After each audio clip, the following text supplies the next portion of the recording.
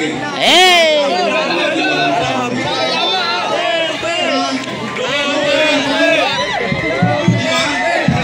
muli, Tay, your Miss Choice tayo straight. Promise. Asa ko. Promise. Tay, maraming salamat. Dahil nandito na ang ating bisita. Ako'y magpapalit na. Maraming salamat sa inyo. Galing mo! Manilo! God bless at ating salubungin ng mainit na palakpak at sigawan! Vice President Sara Duterte!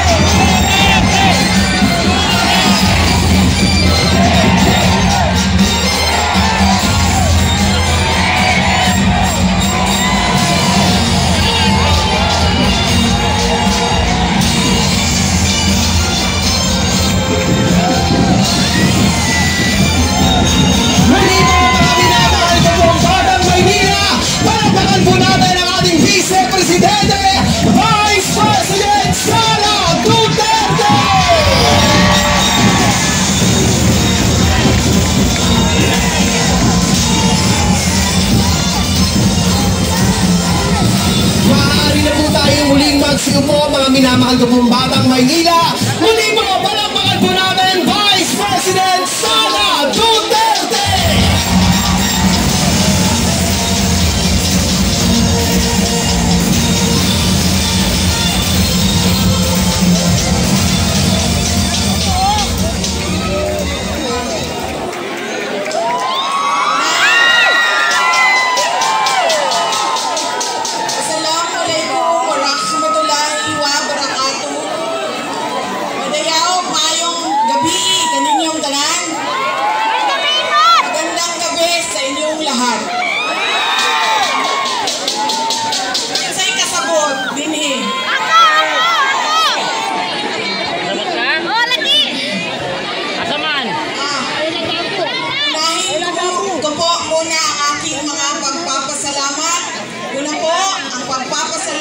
Natin sa ating pinakamamahal na mayor ng siyudad ng Maynila, Isko Moreno Dumagoso.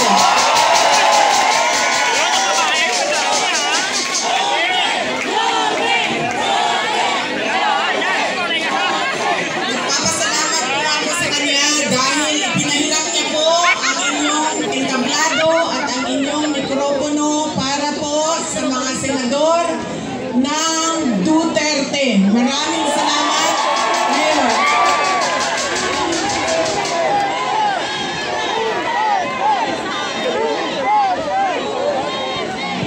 Ang sunod na pagpapasalamat ko ay sa inyong lahat, mga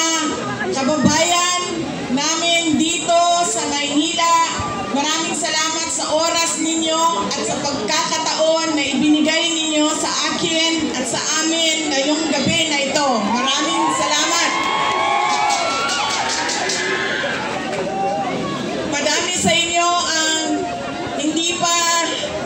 wala pa na nihapon, hindi pa na naghapunan.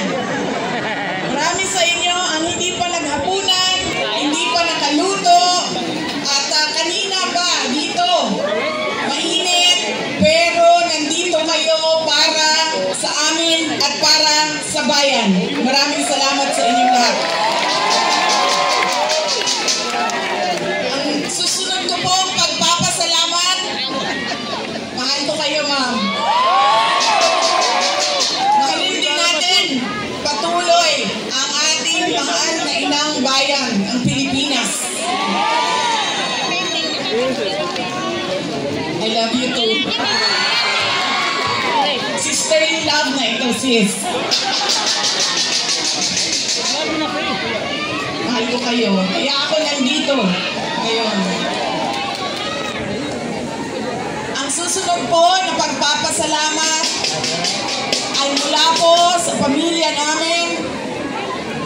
Papasalamat po kami sa pagmamahal at suporta na ipinapakita nyo kay dating Pangulong Rodrigo Duterte. Maraming salamat po.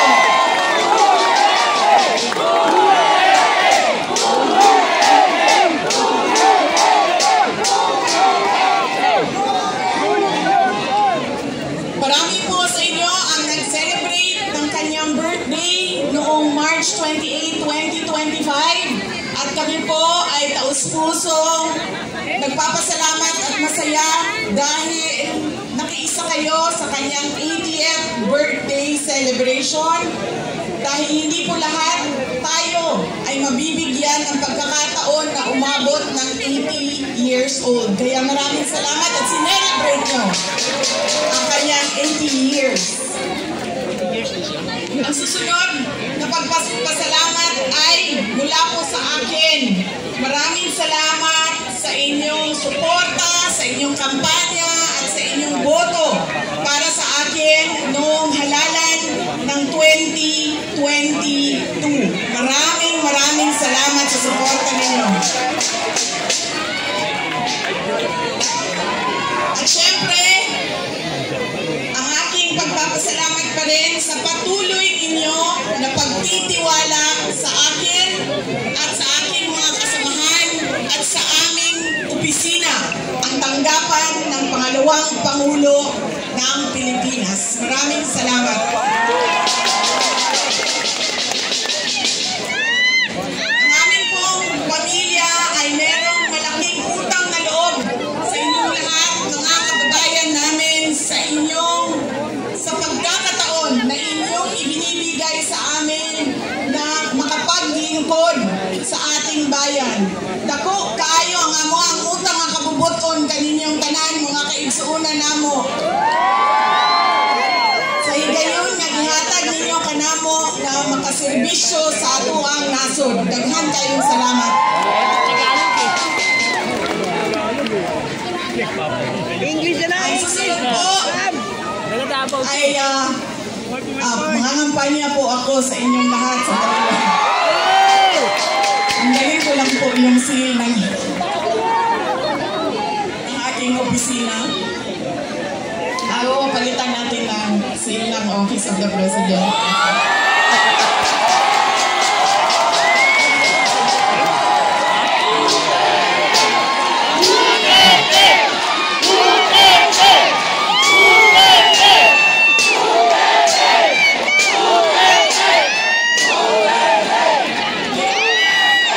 Tinanggal ko lang kasi iba kasi yung opisina, iba din yung pangangampanya. Pero kung sa Pangulo lang, pumili na lang kayo. Si Isko Moreno, si Sara Duterte, wala kaming problema.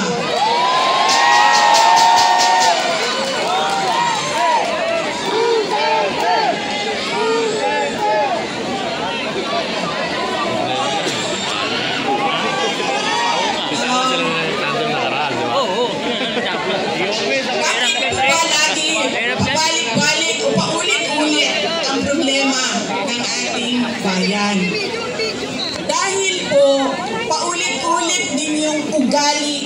natin sa pagpili ng ating mga leader. Kung sino yung binoboto natin. Ngayong darating na halalan, marami ang nagtatanong, ano bang pwede namin gawin? Wala naman kaming pera, wala kaming makinarya, ordinaryong tao lang kami na nakatira sa gilid ng daan kung saang subdivision. Pero gusto namin na merong makitang pagbabago sa nangyayari at para sa ating bayan. Una po, ang ugali natin sa pagpili ng ating mga kandidato ay kung sino yung naaalala natin. Sino yung magaling kumanta, sino yung magaling sumayaw, sino yung magaling magpatawa. Yan ang lagi natin naaalala kapag tayo ay boboto na. Hindi na natin tinatanong, ano ba ang pangako niya noon na siya ay tumatakbo? Tinupad ba niya ang pangako niya?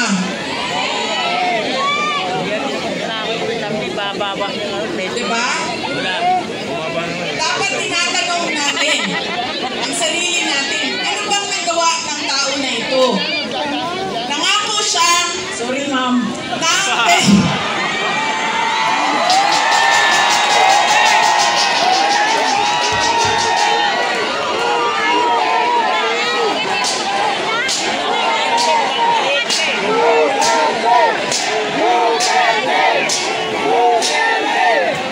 alam niyo, paano ko ba sabihin ito? Hindi, ganito. Tulad na lang na magkaibang tao kami ni Pangulong Rodrigo Duterte. Si Pangulong Rodrigo Duterte ay hindi si Inday Sara Duterte. Si Bongbong Marcos ay hindi si Amy Marcos.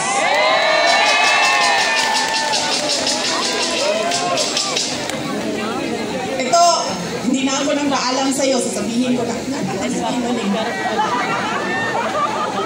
Tanggalin na lang natin ito. Okay lang sa'yo. Mura siyang matuwag.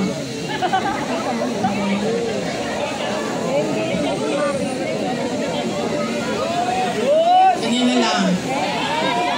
Para din makita ninyo na pumayat na ako. Salamat, Martin Romualdez! Pumayat si Inday Sara!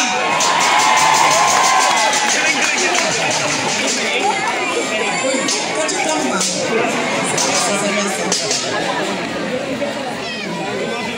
Mahal ko kayo, ma'am. Ito, hindi na ako nagpaalam kay Senator Amy, ha? Kasi hindi ko naman alam na nandito siya. Noong October 2023, pumunta ako sa kanya. Sabi ko sa kanya, pwede mo ba akong tulungan? Kailangan ko kausapin ang Pangulo. Kasi nakikita ko sa mga plano nila at nabasa ko sa mga plano nila, meron silang ipapile na impeachment na kaso. So sinamahan niya ako. Ito yung araw bago umalis si dating Pangulong, si Pangulong Bongbong Marcos.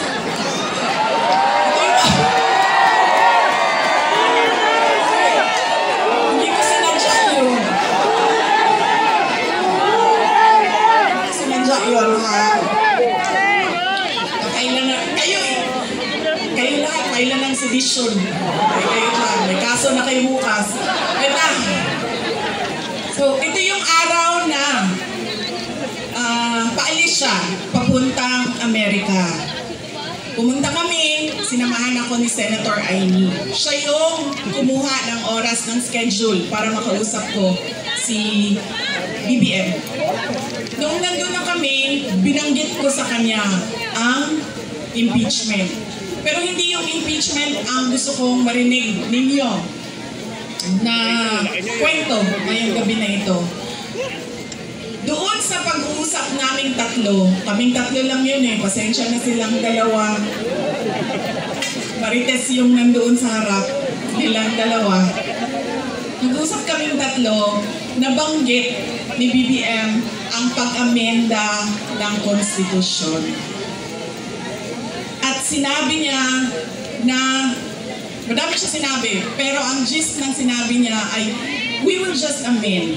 Kasi English man sila pag mag-istorya, no? So ako dito, kuya wali, in-English eh. We will just amend the economic provisions of the Constitution. Nakikinig ko at nakita ko talaga na sumagot si Senator Amy.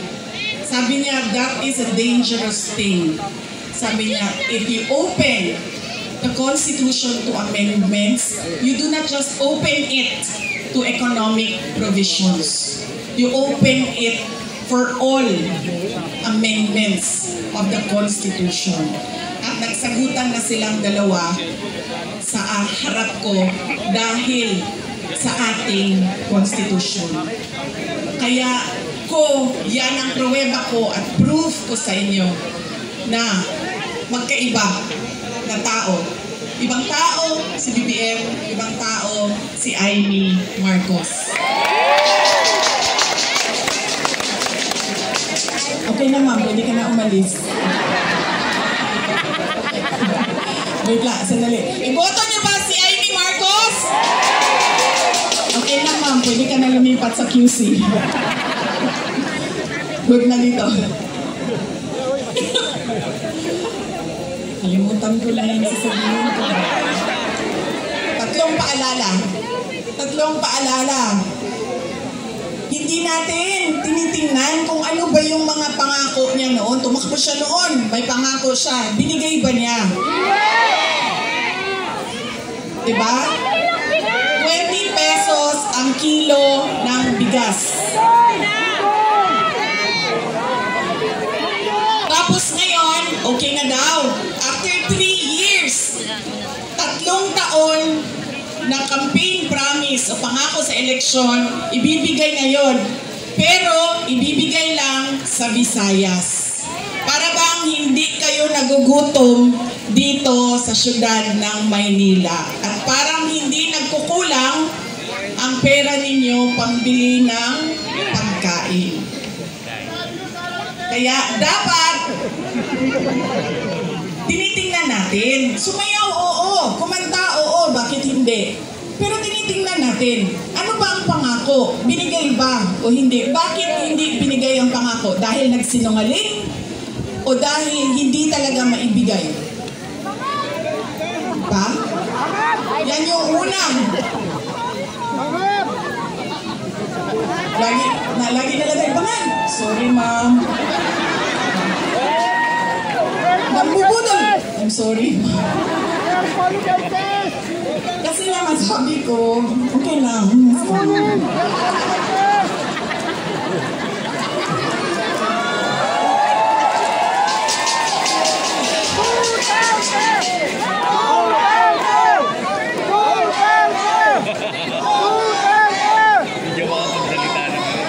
Alam niyo, yung bangag na yan, hindi totoo.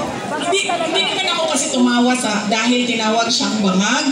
Andun ka din, di ba? Hindi ako, kasi sa Bisaya, ang bangag, di ba? Bangag, bangagan, bangag.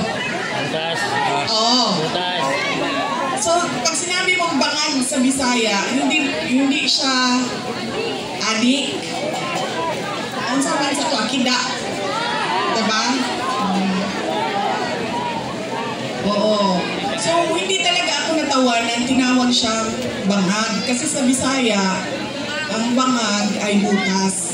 Hindi, at saka sa slang, ang bangag is yung private part ng babae. Diba? Bangagan. Ang pinagdawanan ko, dahil ang rally na yon ay kontra sa pag-amyenda ng konstitusyon. Yun yung rally na yon. Tapos nagulat na lang kami na iba na yung napag-usapan doon sa rally. Pero balik tayo sa bangag, ma'am. Alam mo, hindi ito kasali talaga sa speech ko. Sinabi sa akin ng partner ng uncle ko na noong hindi pa siya Pangulo, nung senador pa lang siya, ay bumisita sila sa bahay at inalok talaga sila ng droga. Hindi yung wala naman ako sinabi na pangalan. Oh, talaga. Alam nyo, may malaki pang pulungan ang Maynila para sa ating lahat. Hindi nila tayo kakayanin ikulong, no? Baka matulad tayo kay President Duterte. Kulong na. Humindi yung partner noong uncle ko. Kinento nila yan sa akin. Ang buong akala ko naman, kasi matanda na, diba, may edad na, natututo ka na sa kung anong mga mali na ginagawa ng kabataan mo, ay nagbabago yung tao. Hindi ko alam na yun na nga ang nangyari. Kaya balik tayo sa paalala, tingnan niyo muna. Pagkatapos niyang kumanta, tanungin ninyo ang sarili ninyo. Noon, nakinig ako sa'yo. Ano ang pangako mo? Binigay mo ba? Kaya dapat pinag-iisipan natin kung iboboto natin o hindi yung tao. Pangalawa, ito, walang makakakontra sa akin nito. Kahit saan man sa mundo. Hindi dahil galing yan sa malaking pamilya ng mga politiko ay automatic ang boto ninyo.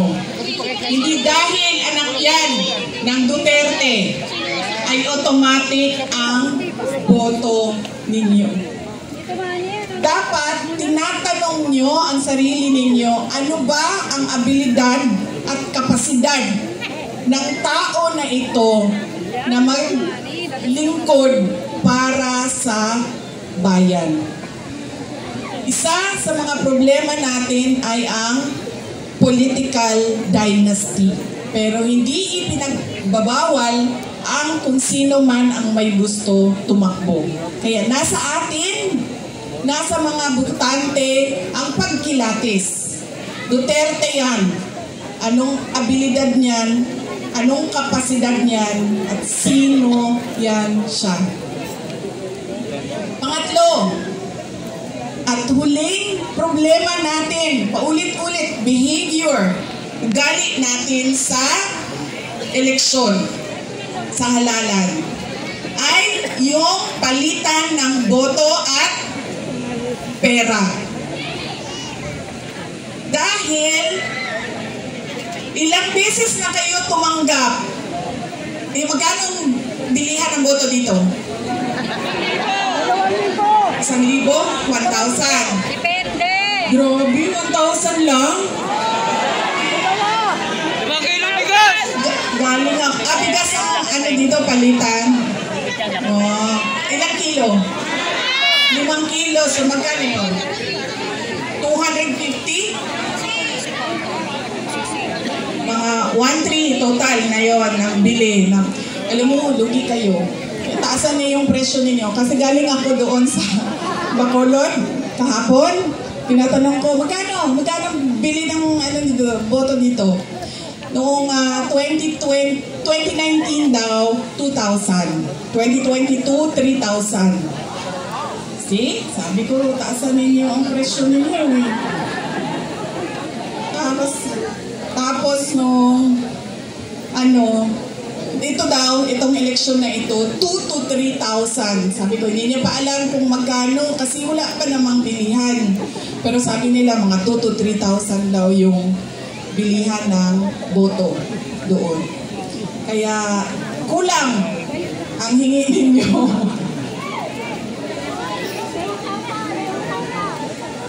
1,300 ang natatanggap ninyo. O, hindi pa lahat. Oh. Bakit 1,300? Ang akap, magkano ba akap? Di ba 5,000? 3,000?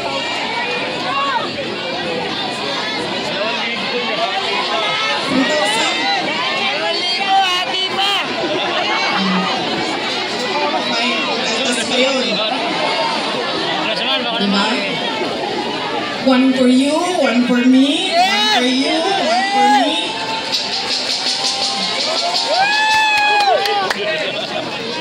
Alam niyo, lagi namin ginagawa yan sa Davao. Alam niyo bakit? Nawawala kasi yung respeto ng tao sa isa't isa.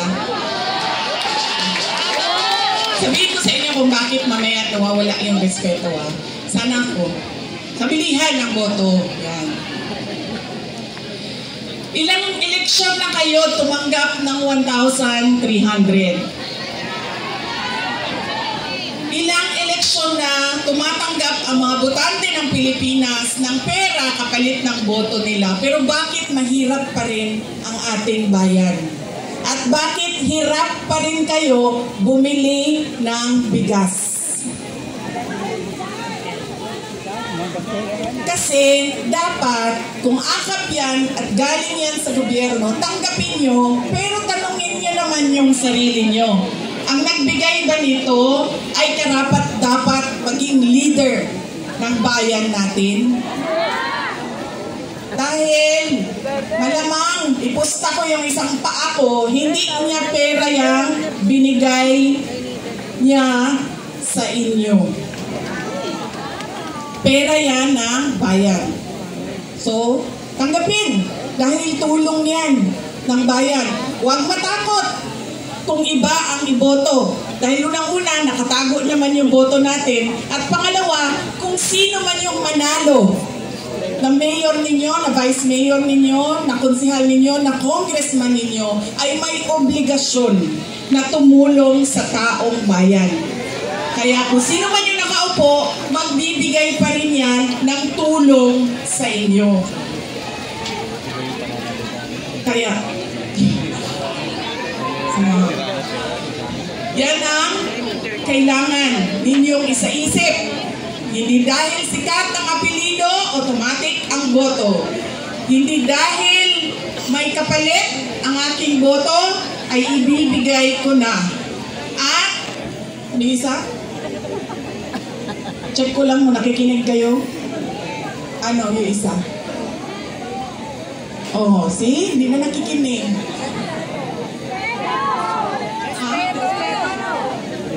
Respeto. Nakakawala talaga ng respeto yun, ma'am, pag ano, pag may palitan ng pera. Yung isa ay ano, wala naman nakinig sa inyo. Huwag ibenta ang boto. Huwag dahil sikat iboto. Ha? O yun nga, dahil sikat iboto. Ano isa?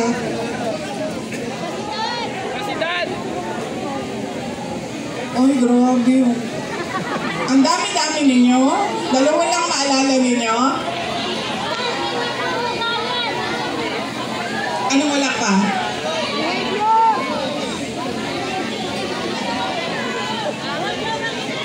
Ay, opo. Oo, nagpapasalamat tayo kay Mayor Isko Moreno Dumagoso.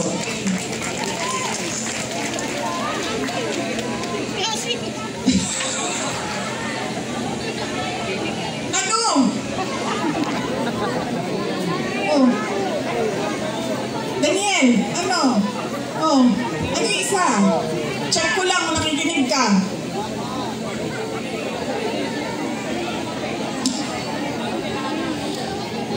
Alam mo yun, hindi ito totoo na kilay ko ha, drawing lang ito. Drawing lang ito. Kanina, sinasabihan ko yung gumagawa ng mukha ko. Sabi ko, alam mo, para akong naglalakad na kilay. Tapos sabi na, hindi, kailangan mo yan. Kasi pupunta ka ng rally. Doon sa malayo, hindi ka makikita kung wala kang kilay. Sabi ko, ganun ba yun? Sabi niya, oo, kailangan may mata ka, may kilay ka, kasi hindi ka makikita. So yung mga walang make-up at walang kilay dyan, hindi po kayo nakikita. Namin kayo nakikita. Pero hindi joke yan ha, totoo yan, nangyari yan doon kanina kasi ayaw ko yung kilay. Drawing yan kasi diba? Ano, wala?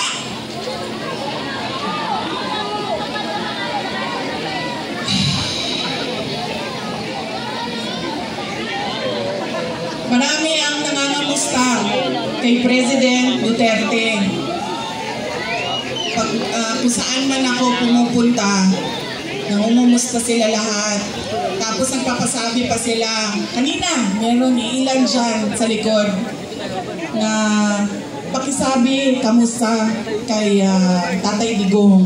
Kahit hindi ko siya kilala, lagi yung mga tao, hindi ko kilala sa pangalan, sasabi nila, pakikumusta kay Tatay Digong. Ayun.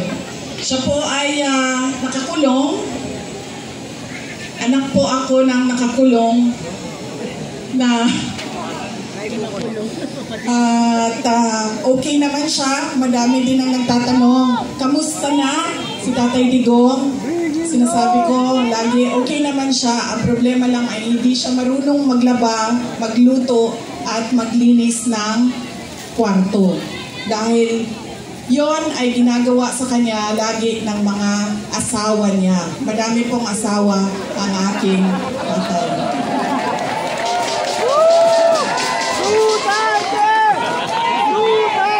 Kita niyo yun si Kitty. Kitty, yung maganda ko na kapatid. Iba po yung nanay niya. Kasalukuyan po, dalawa yung girlfriend na nandoon nag-aantay na makalabas si Pangulong Rodrigo Duterte. Totoo yan.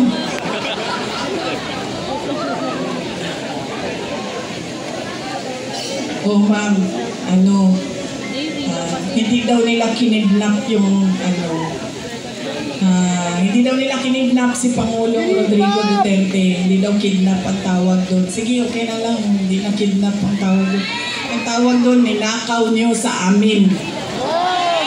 Ninakaw niyo sa amin si Pangulong Rodrigo Duterte. Dahil siya ay propriedad o property ng syudad ng Davao. Dahil siya ay magiging mayor namin doon at kinuha ninyo siya at ninakaw ninyo dito. Pwede na ba yun, ma'am? Hindi daw kidnapping yan eh. Nakawan na lang. Ninakaw ninyo sa amin. Sa mga nangangamusta, ay meron kami maliit na video presentation sa inyo. Sigurado ka ba, ma'am, na hindi ka aalis? Kaya ako nakakalimot sa mga sasabihin ko eh, kasi nalilito ka, ma'am. Ma'am, ang advice ko lang talaga sa iyo sa panahon na ito at sa darating na mga araw ay magpalit ka na po ng apelido, ma'am. Ay, sorry, Romualdez pala ang middle name mo.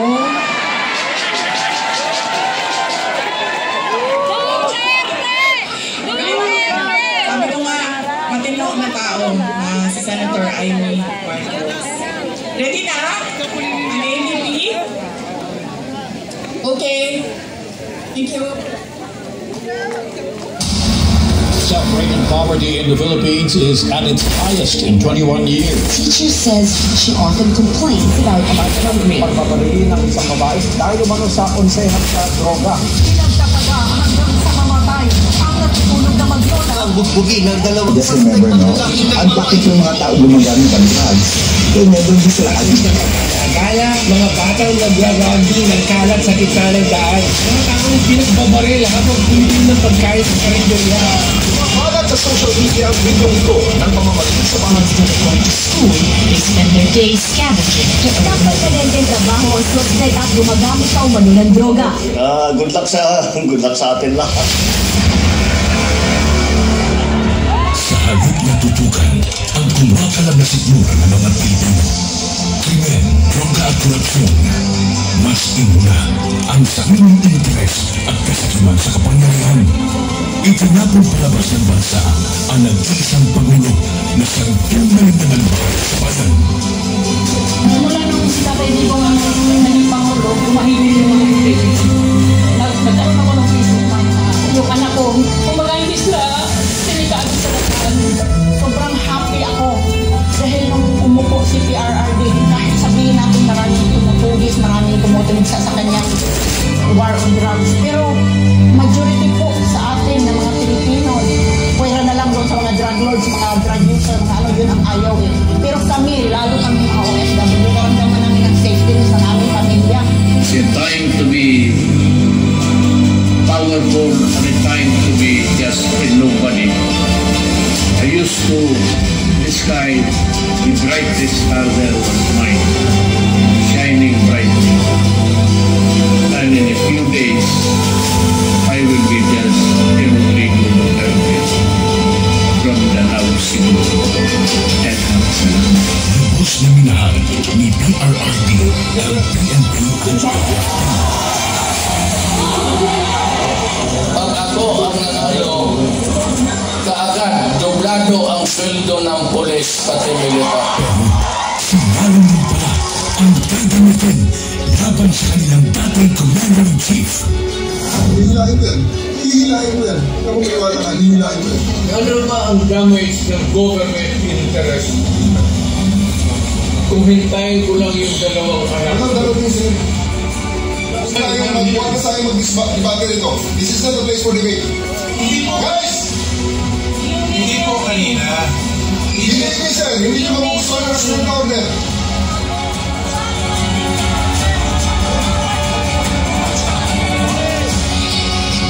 Napilitan sa serbisyo ang iba dahil sa order na isang bangang na namumuno sa kanila.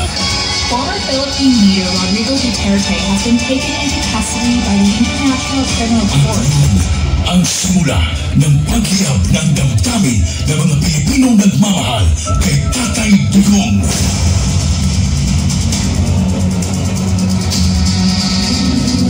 Lumiyab ang sambayanang Pilipino. Bring PRRD home.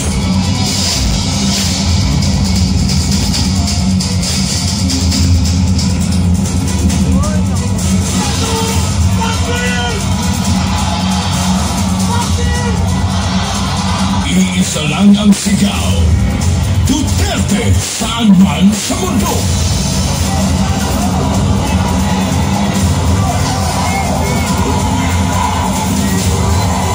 Nagagalit ang taong bayan dahil ramdam ng lahat na walang nagawa ang administrasyong ito. Bayan ang asikasuhin, hindi sariling mithiin. Nais nating katawanin ang nagkakaisang damdamin ng milyon-milyong Pilipino at isapinig ang kanilang pinag-isang mithiin para sa isang mapayapa at nagkakaisang Pilipinas.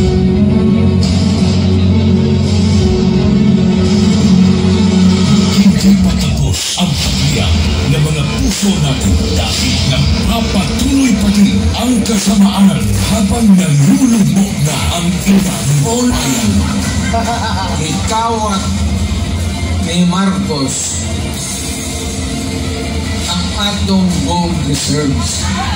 Sa pagpapatuloy ng oral arguments sa 89.9 billion peso transfer ng pondo ng Philippine Health Insurance Corporation sa National Treasury. Muling binusisi ng mga maestrado ang paggamit ng ahensya sa pera mula sa mga kontribusyon ng mga miyembro nito. Aminado ang Dole at DSWD na walang listahan para sa mga beneficiaryo ng ayuda sa kapos ang Kita Program o AKAP. Sa tuloy sila ang nagagamit na sa politika ang AKAP. Hindi lang pala 7-7, meron pang 30-30-30. Yung 30-30-30. Yung 30-30 naman, kung ikaw ang host ng sortie, you get 30-30 million, 90 million lahat yan. 30 million AIX or ATAP, 30 million na MAIF, and 30 million na atupad. Sa kanyang 15 taong karanasan bilang kongresista, ngayon ang nakakita si Davao City Representative Isidro Unaw ng ganitong sistema sa Bicameral Conference Committee. Ang pinutukoy niya ay ang mga blankong line items sa BICAM report ng 2025 National Budget na nailabag sa batas. Partikular dito ay ang missing budget amounts sa Department of Agriculture at ang program funds na 6 billion sa halaga. Good luck sa atin lahat. Na-promote pa na ang mga instrumento ng pamilya kay PRRD. Police Brigadier General G. Fajardo and family, the Chief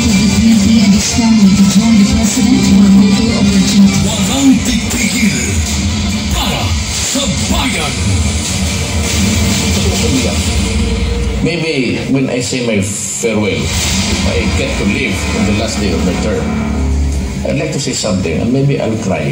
Gusto kong umiyak dahil hindi ko maanong taong binigay nila ng pagmamahal sa akin. Ito.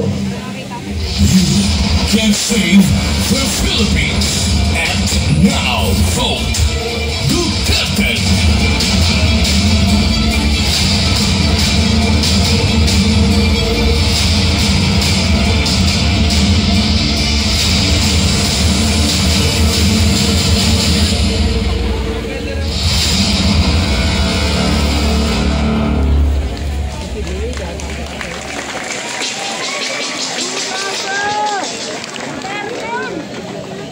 Nung isang araw, nasa ferry ako sa Toledo, Cebu. Patawid kami papuntang San Carlos City sa Negros Occidental. Tumawag sa akin si Pangulong Duterte. Sabi niya sa akin, idiretso ko na daw na sabihin sa inyong lahat na siya ay nakikiusap na iboto ang 10 kandidato ng Duterte. Diretso. Mamaya, ma'am, idagdag kita. Sandali lang.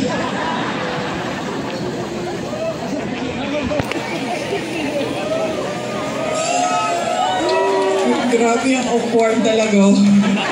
Grabe. Hindi ikaw ang pinapahirapan ko, ha? Ikaw ang nagpapahirap sa akin ngayong gabi na ito. Nahihirapan ako kasi alam mo, magkaibigan tayo. Alam ko kung gaano katino at gaano katalino mo. Kaya...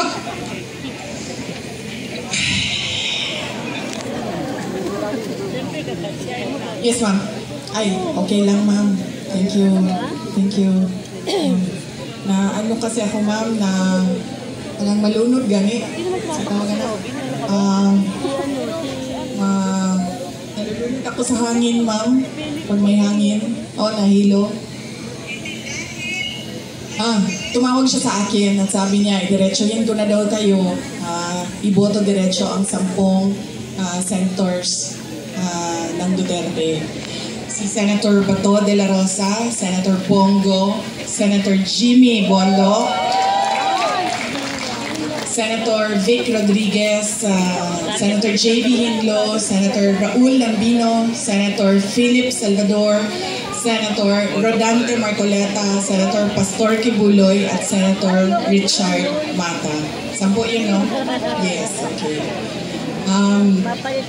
Bakit kailangan natin diretso 10 ang iboto at hindi lumihis doon sa sample ballot ng 10 na senador ng Duterte? Dahil kailangan marami o mataas ang boto para hindi mahabol ng dayaan. Kailangan malayo at malaki ang boto ng isang senador para hindi siya mahabol ng dagdag bawas sa dulo ng ranking. Kaya kailangan diretso 10 Duterte. At ang susunod na rason ay noong ako ay tumakbo noong 2022. Ang plataforma namin ay pagkakaisa at pagtutuloy ng nasimulan ni Pangulong Duterte. Pagtutuloy ng pagbabago. Unity at continuity. Hindi nangyari ang unity at continuity. Ang nangyari ay puro na lang benggahan sa politika. At wala nang nangyari sa bayan. Puro na lang bigay ng pera na hindi naman nakikita kung totoo ba talaga na yung buong budget ay ibinigay sa mga kababayan natin. Dahil minsan sinasabi ninyo 3,000, minsan 1,000. So hindi natin alam dahil walang listahan ang pagbigay ng pera. Bakit kailangan diretso ang boto sa 10 senador? Mahirap habulin ang dayaan, kaya kailangan boto ninyo diretso. At kailangan ng continuity at unity dahil silang 10 ay naiintindihan nila kung ano ang pagtutuloy sa nasimulan ni Pangulong Rodrigo Duterte. Tayo ay may karapatan na bumoto ng 12 senador. 10 lang ang senador ng Duterte. Kaya nandito si Senator Amy Marcos.